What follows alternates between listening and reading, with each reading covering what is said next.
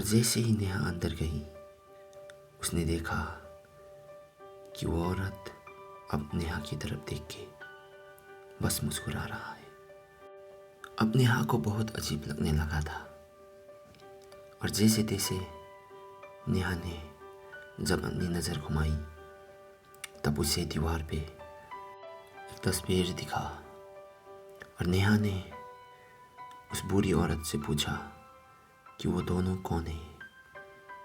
और उस बूढ़ी औरत ने बोला कि वो मेरा पति है और वो अब इस दुनिया में नहीं है।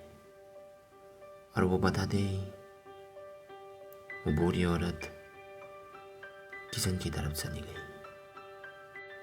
नेहा कुछ कहने ही वाला था, इसके पहले ही नेहा की नज़र उस बूढ़ी औरत के पैरों पे गई और नेहा ने देखा कि बूढ़ी औरत का पैर बिल्कुल उल्टा है।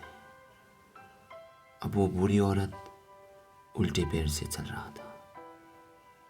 अब जैसे ही नेहा ने ये देखा उसकी तो सांसें अटक गई।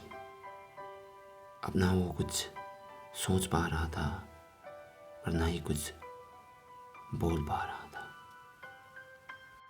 अब नेहा वहाँ पे एक मिनट भी रुकना नहीं चाहता था और वो जैसे तैसे बाहर की तरफ दौड़ने लगी।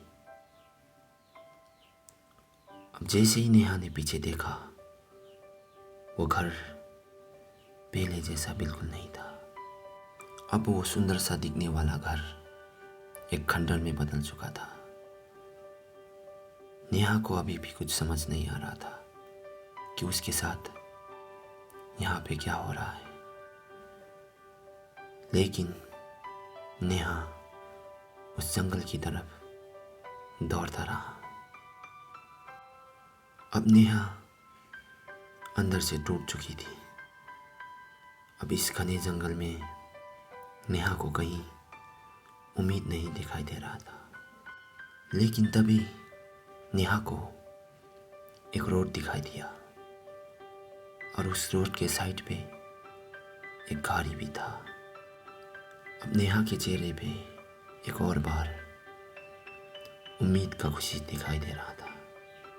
और जैसे ही नेहा उस गाड़ी के पास पहुंचा उसने देखा कि वहाँ पे एक बूढ़ा आदमी था और वो आदमी और कोई नहीं उसी औरत का पति था जिसे नेहा ने उस फोटो पे देखा था। अब नेहा को उसके कानों में उस बूढ़ी औरत का जोर जोर से हंसना सुनाई देने लगी। और अगले ही दिन नेहा के दोस्त और कुछ सरकारी अधिकारियों ने बहुत तलाश किया लेकिन नेहा कहीं नहीं मिली।